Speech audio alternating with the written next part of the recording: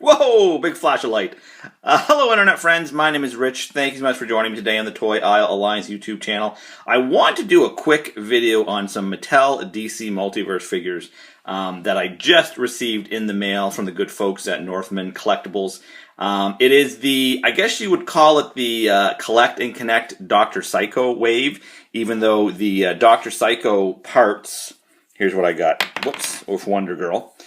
They only come with Wonder Girl and the sort of Frank Miller Dark Knight Wonder Woman. I did not pick up Wonder Woman. I'm a huge fan of Frank Miller's The Dark Knight. It might be my favorite, not just favorite comic story, my favorite piece of literature ever. Love Frank Miller's The Dark Knight. I reread it often. I am less a fan of the sequels to The Dark Knight that Frank Miller did, and that Wonder Woman that comes in this series is based on the Wonder Woman from the Dark Knight sequels. So I'm not in as much a hurry to pick her up, but I probably still will because I have so much of Dr. Psycho. It would be a shame not to put him together. We'll take a look at Wonder Girl first, and then we'll get to the figures that I'm super excited about. But here is sort of the modern, or I guess it's not even modern anymore, Wonder Girl. Not a bad figure. It has somewhat updated articulation from the normal DC Universe classics. Actually, it doesn't even really. The hips are kind of updated. It's kind of a cross between the sort of hinged hip joints that DC Universe classics used to have, but also kind of Marvel Legend-ish. It's not quite as hinged, I guess you could say. No ankle rockers. Mattel's still not giving that to us, unfortunately. This is a figure I wanted. I did kind of want to do that 2000s Young Justice, Teen Titans-esque group of young heroes. So I do want to add her to one of my shelves. Just a little bit underwhelmed with her. But in case you're wondering, as far as comparisons, here she is with Wonder Woman. And I was worried she might be taller than Wonder Woman. Wonder Woman's on a figure stand, but I'll put Wonder Girl up a little bit. Wonder Woman is slightly taller, so that's okay. That works out all right. Whoops. And here she is with a fellow, pardon my hairy arm, a fellow Young Justice / Teen Titan member, Superboy, Connor Kent Superboy. And they're about the same height, which is okay. I mean, she's Amazonian. I think she's Amazonian. So she can be tall. So that actually doesn't look too bad.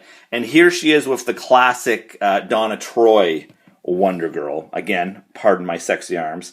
And she is way taller than Donna Troy. Now, granted, Donna is a little bow-legged. So, I don't know. Yeah, she's still quite a bit shorter. But not, I mean, you're probably not going to have these posed together anyway, but I think for the most part, she will fit in with your sort of pseudo-modern day Teen Titans or your Young Justice figures. So, yeah. So I'm glad I have her. I'm a little underwhelmed, but what are you going to do? And we will move her box out of the way, because what I really want to talk about is the final two figures in Mattel's kind of sort of Super Friends wave. I'm a huge fan of Super Friends. It was my first introduction to superheroes, and I used to watch it religiously on Saturday mornings, and its many different incarnations. So when Mattel sort of out of nowhere released these some of these Super Friends figures, I was super excited. Yes, all they are your typical DC Universe classic bucks, painted a little bit differently. And yet I'm completely in love with them, especially Aquaman. That orange and the yellow hair, that looks so close to the Super Friends Hanna-Barbera model. Granted, the face does not look animated. It's the same Aquaman head they did way back when. But just the paint on it, the painted on scales, I love the bright orange. I am super happy to have this guy. Yes, I know, it's just a repaint, and I shouldn't be so excited, but I am. One thing I will note They didn't use the regular the classic Aquaman upper body. I think because where they wanted to paint on the scales to make it look more like the Super Friends art. The regular Aquaman actually had sculpted scales, so that's probably why they just used a sort of a generic buck. That's fine, but they used the modern Aquaman lower torso, and you see how his Aquaman belt kind of goes to a point like that. It should just go straight across, so I don't know why they didn't just use the original classic Aquaman bottom half.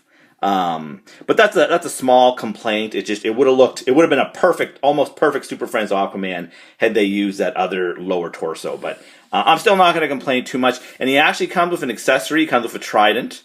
So some of these figures have been very much lacking in accessory. So that is cool. And here we have Superman again. He is simply a repaint of the regular DC Universe Classics Superman that Mattel gave us over and over again, except he has a paint job that is accurate to the Super Friends. Just to give you a look how nice that blue matches. And also he has a clip-on cape, just like the Super Friends Batman had, very reminiscent of the Superpowers. The Kenner Superpowers figures cape, because they had capes that clipped on. The only thing is, on Batman it works really well because Batman's cowl is the same color as the cape. Here, Superman's cape is way off the sort of neckline of his costume, which doesn't look quite right. The Superpowers figure that Kenner's did had a very squat neck. That's not even the right terminology.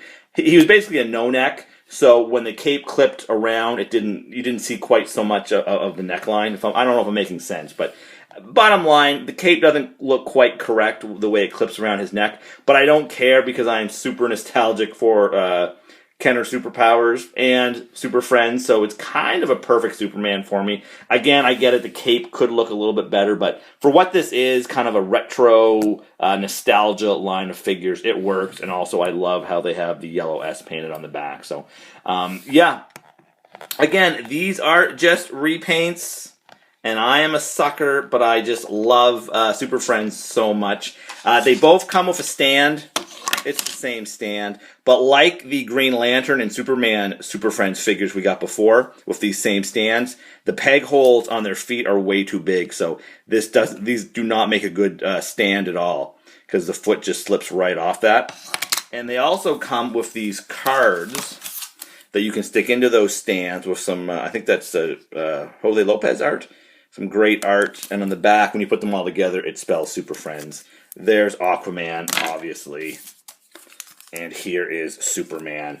And the box for these guys is your typical multiverse packaging.